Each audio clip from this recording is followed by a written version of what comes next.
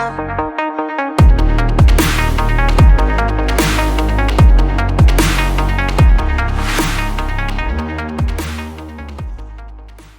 Access Recruiting, where we are all access and unlimited opportunity. In our podcast, we're going to go over things like stories, recruiting, training. If you can throw it, catch it, or kick it, we're going to be talking about it. So without further ado, let's get into today's episode. All right, so today is August 5th, and today is All Access' first ever podcast. We got quite the guest on here. He is the former Crowder Roughrider, the captain of fun at Arkansas State, and current New York Yankee minor league player, and my best friend, Kyle MacDonald. What's up, brother? How's it going, guys? How you doing, buddy? I'm surviving. I'm surviving. I feel you. Staying safe up here, down here, I guess. You're up here. You're back home, right?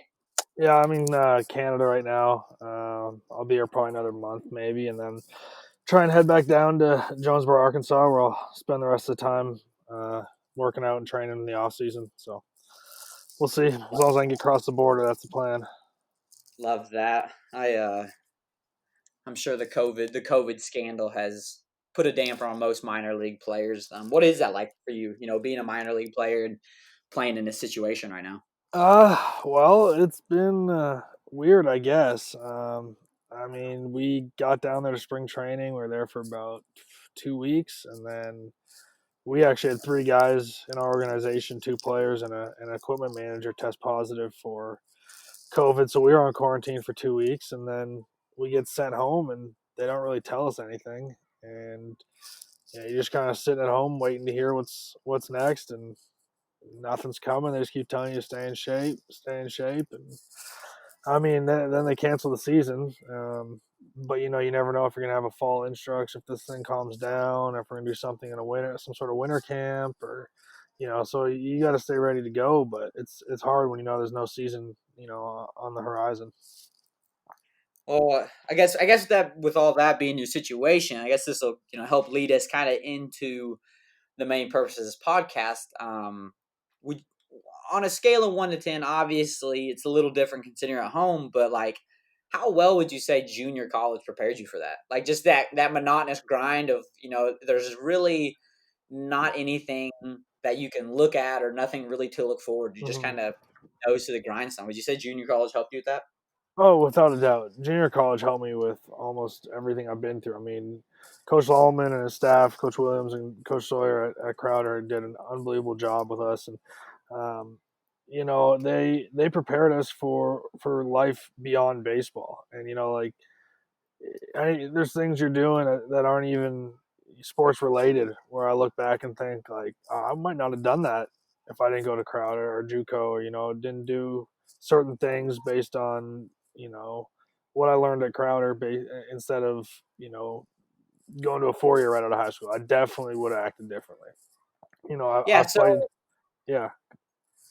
Go ahead. Well, it's just, and like I said before we got on here, and you know how it is, it's getting better for people to kind of put respect on junior college's name, but, it's very overseen at times. Mm-hmm. People overlook junior college, thinking, oh, it's junior college. So you kind of walk the listeners through how you come from the 6, Toronto, how you find some little podunk junior college in the middle of the United States. Walk us along that whole process. Yeah, so that was a wild one. As it kind of goes back to earlier in my high school career, I kind of planned on playing hockey. I never planned on baseball being my future. And I think it was at the end of my sophomore year, at the end of the hockey season of my sophomore year, I decided to quit hockey and pursue baseball. I don't know really where that came from or why that happened, but that was the decision I ended up making. And I was fat. I got really fat after I quit hockey. I loved donuts for a long time. Still do, but in moderation now. And I was about 265, and I had never touched a weight, never picked up a weight. And I was a junior. And going into my senior year, we decided, like, if I'm going to do something with baseball, I really got to sit down and be real with myself and change something. So I got myself a personal trainer, and I dropped down to 215 by the senior summer, and I had no offers during my senior year. I didn't talk to a single school, nothing, and so I decided to make a little recruiting video, which has become very popular amongst teammates. But we made that, and I sent it out to about 30 to 40 different schools. And I come from Canada, where we only get the national championship for football and maybe some basketball. We'll get March Madness, but other than that, we don't really get any other college sports. So for me, I didn't really know the levels. I didn't know. I knew Division One, Division Two, Division Three. I didn't know JUCO was a thing. I didn't know NAIA was a thing. You could have told me that Crowder played against University of Arkansas and we're in the same conference. I wouldn't have known the difference. And so I was just firing out emails to schools everywhere. I was just on different school lists, academic lists, sports lists, everything. And the only reply I got was from Crowder, and it was Coach Williams. And so he's like, Coach, "Yeah, what's that?" Who's at Cameron University now? The Aggies. Yeah, he's the head He has, coach there now. he has since gotten a head coach position from there. Continue Yeah. though. Sorry. No, yeah, and so we kind of communicate back and forth, and a couple of days later, me and my dad, we drove down there on a Friday, or Thursday. Got there on the Friday, about 17 hours. Drove it straight through the night. I did a workout at Crowder, went on a little visit, and turned around and drove 17 hours back home the next day. And got home, waited a few weeks, and get a call from Coach Lallman, and he says, "Hey man, just want to let you know that we don't have any money for you. We do have some spots available if you want to come down and we'll be a preferred walk on." And I said, "Okay, I'll think about it." And so I kind of let it sit for a little bit and waited it out. And a few weeks went by and didn't hear anything. Talked to some coaches that I was playing for and just decided to go for it. I wasn't going to get anything else. And signed right there, walked on at Crowder for a year. And then I ended up getting hurt at semester and had surgery and missed my entire freshman year. And I came back as a walk on again for my sophomore year. And we had a kid get hurt in the fall, and he didn't come back, and I was given his scholarship. And from there, we went back for my third year, had scholarship money. We got a full ride to Arkansas State, played 2 years there, and then I was drafted. Yeah. So you. I mean, just like obviously, I know the story. I've obviously lived it partially with you. Yeah. Uh, like, would you just consider that kind of that risk? You know what I mean? Just kind of not being afraid to take that, doing a 17-hour drive. You Oh, got some kids that aren't willing to go 2-3 hours, which nothing wrong with, but oh, 17 hours, I mean, that shows a lot. oh, for sure. I mean, it's one of those things for me. It was my only option. For me, I had to look at it as, what if I really want to play professional baseball? How am I going to get there? And this became an option. Can you hear me? Yes. Oh, sorry, my computer shut off. I don't know if you can still hear. Sorry. So, I kind of just had to look at myself and go, how can I do this? And if going to Crowder 17 hours away from home was the way to do it, then I was willing to go for it. And I'm not gonna lie, it was scary and it was weird at first. I lost you like for 10 seconds. You lost me there. You said, I said what? how am I going to do this? Okay, yeah. So basically, I I just had to look at myself and say, if I'm gonna do this, what's the best way to do it? And Crowder became an option, and it was the only one. Even though they're 17 hours away, I basically said to myself, look, if I'm gonna get to the big leagues one day, and this is my only option, it's either this or quit baseball. And to me, it was a no-brainer. I mean, I was gonna go down and play as long as my parents were gonna support me with it and help me out. Driving me down there and things like that, and that helps too. You need help on the parental side of things, right? They have to back you, otherwise you're never going to get where you want to go. But on the secondary side of things, if I had to wait it out to try and get a Division 1 the whole time instead of committing to Crowder, I'm not where I am today. If I go Division 1 out of high school, I'm probably done baseball right now, working who knows what back home here in Canada. Yeah. So with the with your junior college, like what is being a guy? Not everybody gets to have that experience in junior college and the experience at a 4 year. Like what are the benefits you saw from being in the junior college versus the 4 year? The obviously the legal ramifications of time on field, time with coaches, things like that. Like I guess if you were to sell a kid to junior college, what are the things you would point out? Yeah, I mean, first off is when I went to Division 1, I was an older guy and I had already proven myself. And I came in and I started right away. But the freshmen that came in both years, there was only 2 freshmen that started out of both classes. So there's probably 8 to 10 in each class, maybe 12, and only 2 started out of those 24, 20 to 24, right? So Yeah. to me, you go JUCO, you play right away. Then you put up numbers, you go to a big time 4 year or any 4 year, doesn't matter where, right? And you're going to start right away because you've proven ability to play college baseball. They don't have to sit there and coddle you, right? Going JUCO, going 4 year out of high school, a lot of these kids, they don't understand the game well, right? They haven't learned it, right? High school, you go out there to get recruited. You go out there to play, not to win. You play for yourself, right? You get to college and it's like, okay, now we got to play to win. Now we got to learn little things in the game, and all these things were things that I learned in JUCO, like just little things in the game, little intricacies, right? I learned them at JUCO, and I get to A State, and I already knew these things, which put me a step ahead of everybody else, especially the younger guys. So even though I was a first year kid there, right, I was way more advanced than all the other first year kids. Well, me along with the other JUCO guys, right? So Yeah. So would you? I mean, a lot of that would go where your junior college days. You're going fall and spring. You're playing close to 120 games worth of innings, correct?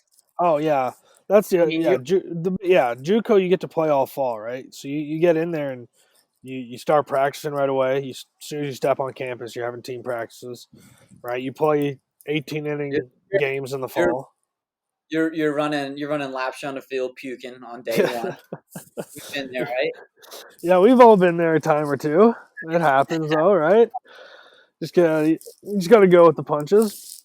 Right. But But anyway, play those games in the falls. You run 18 innings straight, things like that. And I think obviously, if you're listening to this podcast, then you're probably a pretty baseball minded person. But I mean, the best way to get better at baseball, right, is reps, experience. It's seeing balls. And would you say being in junior college that when you're talking about those high schoolers going to 4 years, they're almost jumping like almost 2 or 3 levels when in reality junior college kind of is in the middle to help you progress through that. They kind of junior college gives you that slight edge of experience that where you're not skipping portions of the game. Almost like a watered down, not to say watered down, that's probably the wrong word, but you're getting to play the game at a speed somewhere in the middle. yeah, oh, absolutely, and it's great because guys get to come in and, like you said, play right away. But let's say you come in as a freshman to JUCO and you're not playing right away. You're going to be a bench guy. Well, guess what? You're playing 18 inning games 2, 3 times a week in the fall. Your starters aren't playing all 18 innings. So you Nope. still get a full 9 inning game 2 to 3 times a week as a bench player as a freshman. So even if you go to JUCO and don't start, you still get reps in game. You still get to travel with the team and watch your starters play, learn from how they do. And if you put up numbers and you play big in these games, the second half of games, you just earned yourself a starting spot. Whereas 4 year, if you go in and you struggle, you're not playing any scrimmages in the fall. Although they did just change the rule, you get 2 games, I think now, but still, that's not enough to earn a spot. So, kind of some examples. I mean, you and I had teammates at Crowder that weren't starters, but still went on to go play at 4 years after. Would you say that fall season's almost just an extra season of extra ability to showcase? Because obviously, Coach Lolleman has some very heavy words. His everything he says has a lot of worth to it. So his word alone can probably sell some players. but he also has numbers from the fall to back it up, right? It's almost like you get a double chance to kind of sell yourself. Right. Oh, absolutely. And I mean, it's one of those things where the fall, I think we got more scouts than we did in the spring as a whole. I'd, I'd And agree with that. so it's a huge opportunity for some of these guys when you play in the second half of these games. Even if you're not on the starting roster or starting lineup, right? You're getting in the game and you're getting a chance to play in front of these scouts. So even though they may not be there to watch you, they're still there. And if you put up numbers or you do something crazy in one game, there you go. You just got noticed by a school. Yeah, who? What was that? Was that? I can't remember what it was. They had that guy on the mound that was an absolute dude, and it was several schools came to watch him. And remember Elvis Peralta, who's Uh, Elvis it was at Connors, Connors? Connors Yeah, they State. came to Yeah, and Elvis. What's he do? Goes back to back bombs off the guy, yep, and back to back at bats, and boom, Elvis automatically stole the he stole the show there. That wasn't even a question on who the best player on the field was at that point. yep. And it didn't even You know, matter. I mean, it didn't matter who did that. It could have been a bench guy that went out there and hit 2 bombs, and everybody would have been all over him. yeah, absolutely. And just like how much time you get to spend with coaches, things of that nature. I didn't play at the 4 year level, so I really don't know that lifestyle as to where like you would obviously know that. You didn't get to obviously be with Raffo or Coach Mass or anything like that for a certain period of time because that's just the NCAA and their communist ways. Yeah, no, for sure. I mean, it's they break it down so you're still with a coach, but it's into groups because they're not considered a team practice. But it's not the same because once the limits are up with 4 year Division 1, you shut everything down. It's just skill work is what we do. And whereas in JUCO, you play right through to the end, right? So there's no downtime break. There's no lack in trying to prepare or get better or growth in your game. It's always going to be there. Yeah, and also there I always want to be transparent with in business and everything, and obviously there's going to be junior college. You will see some guys that you're like, dude, did you even make the high school team? Like that's going to happen. You're probably going to find those kind of at every level. There's going to be those guys, but then you run into you get to Grand Junction. I mean, you're talking ball players ball Oh, players from over. I mean, was it Delgado? They sent like Chipola, Chipola. It was Chipola. That's right. Chipola. Chipola sent all 9 of their starters got drafted That in the is the first what? best team I have ever played against, and I've played against some pretty dang good teams. I played against that Ole Miss team 2 years in a row. Um, I played against some ranked Coastal Carolina, really good Louisiana, and none of these teams compare to what we faced against Chipola. That team was ridiculous.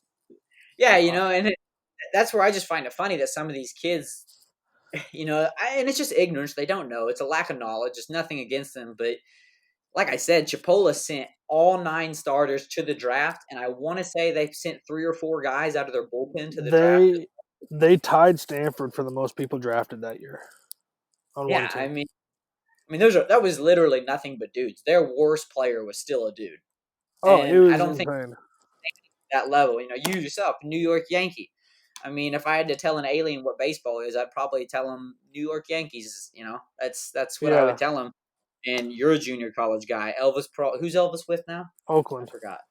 Oakland. Oakland, Elvis Peralta, the most electric player I've ever played with in my life. Junior college guy. You got all the Kyle Ashby, Wilson, Aaron Ashby.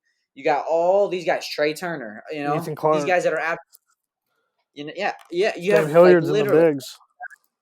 yeah. We could literally sit here and write down all of our buddies that are now Major League Baseball players that were once junior college products.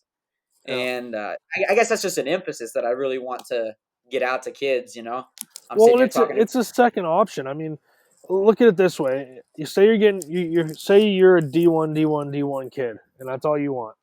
But all you're getting right now is high end D2s, low end D1s, maybe some mid level D2s, right? But you have every yeah, big time JUCO after you. Why would you not go JUCO, go off for 2 years, even a year, show that you're capable of playing at big time D1, and then have the big time D1s come in? You go straight there and you start right away as soon as you step on campus.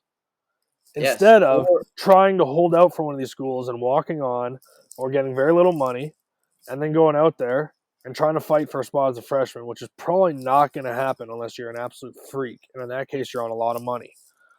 So exactly. odds are you're going to redshirt a year.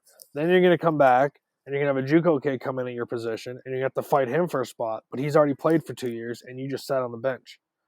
And it's going to happen again the next year and again the next year. Right? So JUCO Exactly. gives you the option to come in and just jump ahead of everybody. Gives you the leg up. And also, I'd like to point out, I mean, my verbiage might not be completely correct, but I mean, practically the day you step on a junior college campus, you're eligible for the draft. Yep. You know, instead of going to that 4 year and having to wait X amount of years to go to get drafted, you know, then you got guys like freaking Zach Mattson's probably the best example I can think of. You know, that guy was gonna hang his cleats up and go sell pizzas or whatever, Yeah, that was and ridiculous. you know, yeah, look, Matson was talking. You know, he had all these schools that he could have went to. I'm sure Zach could have walked on to tons of schools. He's a Yep. lefty, Yep. and he went to junior college route, and then ends up getting freaking drafted by the Orioles. Yeah. And you know, but I also think a lot of that has to do with he got a lot of one-on-one time and got a lot of experience and learned how to control his fastball and throw that absolute hammer he has. Oh, And I don't absolutely. think Absolutely. yeah, you know, I don't think he gets that going to any 4 year. I don't think he gets that at all. No, because he gets pushed to the back burner because he got hurt. And he probably quits. And he probably just quits. He probably because a week before he was 90-91, he told me he's going to hang his cleats up because he Yep. just wasn't interested in it, you know. And Yeah. He didn't like even I said, believe I you when think you that said you hit 90. yeah, I remember that. I remember the face, you know. Yeah. But so we'll get out of the recruiting there. We'll get towards the end of wrapping this thing up. But just for some of the listeners' sake, you as a hitter, obviously, if anyone that knows me knows you because we're practically brothers at this point. But you Yep. know, I'd like some of my listeners to kind of listen to your approach at the plate. If you have any tips for any of the high school athletes, anything like that, because to me, the best way I can explain you, the way I explain you to people is when you're in a batter's box, you hunt, you don't fish, and by Yep. that I mean you hunt for the pitch that's going to suit you. You don't Yep. fish for it. You know what I mean? You kind of force back. I've thrown against you. That's really not a highlight for you, so we won't get into that. Oh my! The ball's probably still the mark that ball left on the foul pole is probably still on that pole On at right field line. the bottom of the fence, yeah. Yeah, we can go look at it. I mean, whatever. It hasn't moved. Anyways, back to me. You know, I just want to kind of go about your approach. You've always been one of my favorite hitters, so I want them to kind of hear it. And for high school guys, you know, like maybe they can incorporate it in their game. Yeah. Well, here's the thing. The approach thing. It's tough because as you get older and as you move up into levels, the more information you have on pitchers. So the easier it is to have an approach. So for me right now, it's very easy for me to go into a game with a really good approach. However, I have multiple approaches, right? It all depends on the situation, the count, the score, the inning, where the runners are, who the pitcher is, what his strengths are, right? All these things have to factor in to what's going to happen, right? So, for example, I may be facing, a power righty throwing 96, 97, right? That's his strength. So I know he's probably going to try and get me out with his fastball. So typically I'm going to sit on his fastball. But now if there's a runner on third, he knows I'm a fastball hitter. I know that he's a fastball pitcher. But with a runner on third, he's not trying to get beat. So now I might switch and stop to an off speed. Now, on the flip side, if I'm facing a soft lefty, throwing 90-91, with a pretty good breaking ball, Oh, maybe I he love that. he I tat. love that baseball's evolved enough for you to call 90-91 soft. Remember Yeah, that, kids? I was trying to 90-91 soft. You heard it from a minor leaguer's mouth. Sorry, continue. look, I mean, if you throw in pro ball and you're not, there's very few guys throwing below 90 in pro ball. I think I've seen one maybe, but anyway, like so. For example, now if I would go in the same situation and he's a curveball guy with a runner on third, I might be thinking, okay, I know that's his pitch. He knows I knows that's his pitch. Right now, I might be sitting a little more fastball action. Right, it all depends on stuff like that. But for a high school kid, just attack the baseball and do damage. The one thing the Yankees preach in the organization, and the thing that they tell us, is to hit the ball in the air and hard. They don't want it hard and on the ground. They don't want it in the air and soft. Definitely don't want it soft and on the ground. They want the thing hard and in the air. That's our goals. If you don't hit it hard and in the air, they're not happy. So with that logic, is that more based off of, if you hit it hard and it's on the ground, I can still field it, but if I hit it hard and it's over the fence, you can't do anything. Exactly. Who's that one guy, that Judge guy, that Stanton guy? Yeah, they're not bad, huh?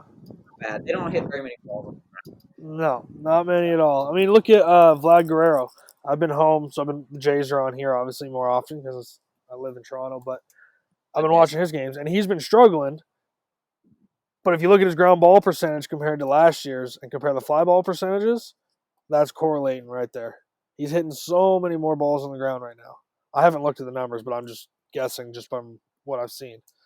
It's insane how many balls on the ground, and he's hitting them hard. Like, they're not soft, but they're on the ground, and guys are just making routine outs. Because everybody can field at that level. Yeah, and I mean, if you hit a ball in the air hard, it's not always going to be a hit either, right? The outfielders are good too. Those dudes got range, so they're going to run down some balls, and if you hit it right at people, you get unlucky. But there's only 3 outfielders and 4 infielders, so I'd take my odds hitting the ball into the outfield than the infield. Yeah, and you're not even a math guy. No, I'm not great at math. I think you know that very well.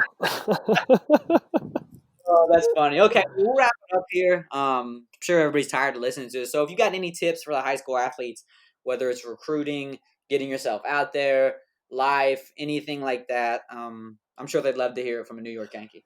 Yeah, man. Look, everything's about building relationships. It's not what you know; it's who you know, right? So even if you don't plan on going anywhere baseball, or you go play college for a couple of years and that's it, that's awesome, man. But keep the people you build, keep the people you become close with, keep them there, because you'll use them later in life. You'll always need connections, right? You may need a job down the road. You may need help someday in a different state, right? You're going to meet people that you never thought you'd meet, and you need to keep them close to you because the more people you have in your corner, the better.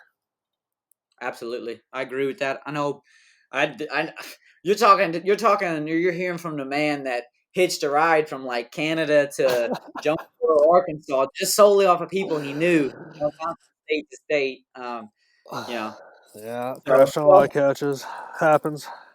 right. Well, we appreciate you, Mac. Good Yeah, luck on staying healthy, doing all that jazz. I hope you kids can, take what he said, put it to use, maybe to help a kid or two out. We appreciate you. I'm sure we'll have you back on the podcast again. And yeah, until then, go Yankees, right? go Yanks. And where can we find you on social media? Twitter, Instagram, everything like that. Twitter is K_MacDonald29. Instagram is Kyle MacDonald 5529, I believe. So feel free to hit me up if anyone has questions. My DMs should be open, so just feel free to pop a slide in. So you women, anyone you want to shout out? Anyone in specific? Anybody that's helped you? Anybody that you've been working with back home? Any of your boys? Yeah, I've been working with my boy James Smybert over at JS Training. You can find him on Instagram at JS_training, I think. And my guy Trevor Nip at Playball Academy. He runs a facility that he's opened it up. He's a minor league coach with the Angels. And I've been going up there with a few other minor league guys and hitting and stuff. So those two have helped out so far this off season with the quarantine stuff. Right on. Okay, brother. Well, it was good talking to you. Yes, sir. You stay safe and keep the COVID up there. Keep it away from me. Sounds good, brother. All right, talk to you later, buddy. All right, take care, buddy.